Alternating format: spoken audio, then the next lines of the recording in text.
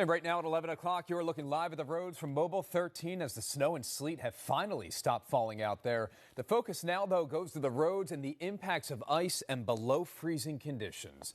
Good evening, everyone. Welcome into this special edition of WJZ News at 11. I'm Rick Ritter. Some people got more than a foot of snow out there, but now the concern is icing overnight with the roadways and single-digit temperatures all week long that will test the state's grid and also the infrastructure like never before. And because of those road conditions, MTA now says they have suspended all local bus service tonight, while the agency says service on City Link routes is expected to resume tomorrow, as well as mobility services. MTA says they will only resume operations, though, once the roads are safe again for buses to travel on. And as we track the aftermath of this storm and what comes next, WJZ has live team coverage tonight on all corners across our area.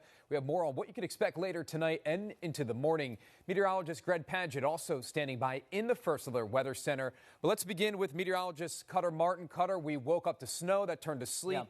But every morning this week going to be in the single digits, and that's the problem. In afternoons, teens and 20s, if you're in the sunshine, some melting. If you live on a shady street with temperatures like that, unless you get out and break up the ice and shovel and put something down to help with the melt, it's going to be there all week long. But good riddance to that winter storm. Heading out to sea, Eastern Shore saw the kind of latest departure of the wintry weather, but even you east of the bay are dry. New just in, they updated the total, not for the 2016 snow. That's been the one that we are competing with. Of course, nowhere close to that record smasher.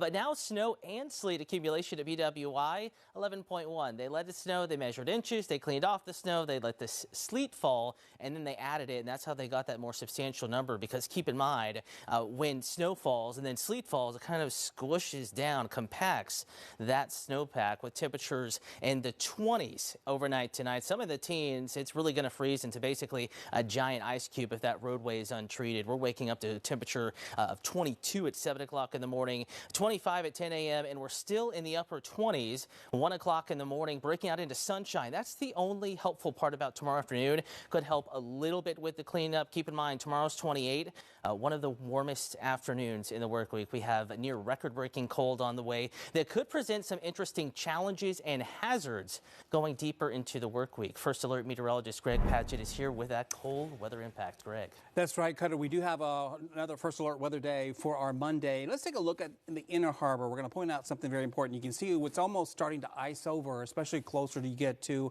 the edges of the water there. We're worried about what's going to happen this week with this extreme cold weather. A lot of the ponds and the lakes in our area are going to freeze over. Very tempting for kids, for people to go out and walk on the ice for the first time. We definitely encourage you not to do that. That's going to be one thing we'll be watching all week long. Let's take a look at what's happening as far as this First Alert weather day now. As we go into our Monday, we're going to look at those icy roads, bitter cold conditions, dangerous travel on Monday, record cold temperatures, and that threat to pipes and people and pets will not only start from Monday evening as that cold air begins to filter in, but it'll last all the way through the week as we'll see little to no snow and ice melt and bitterly cold temperatures. I put through Friday, but actually, Rick, the bad news is that now it looks like through Saturday before we really begin to see a warm-up on Sunday. More on the forecast coming up in just a few minutes. Yeah, this is a stretch after a storm that I can't remember we've had in years. Greg and Cutter, thank you. Our team of reporters have been covering every angle of this storm, and our team coverage continues at 11 o'clock tonight.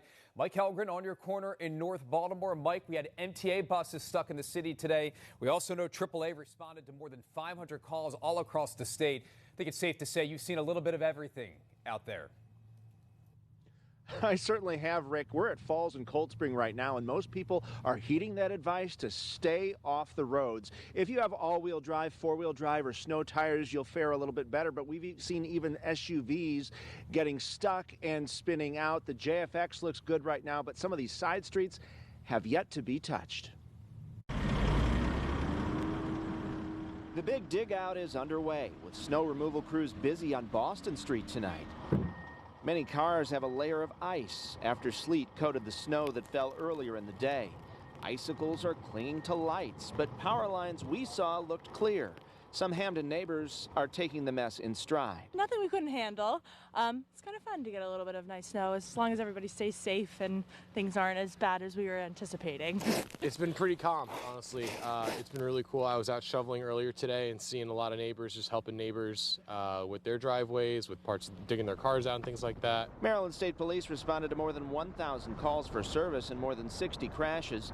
There has been progress on some of the major roads. This is the JFX, which is down to bare pavement, although some of the ramps can be tricky. Monday morning's not going to be so great either because of these temperatures that are they are plummeting. It's freezing outside right now.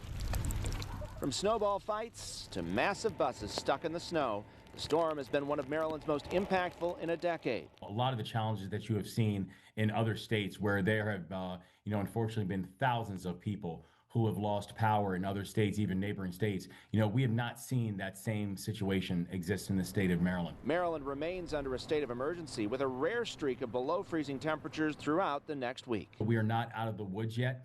It's the reason that I've ordered for all state offices to be closed tomorrow.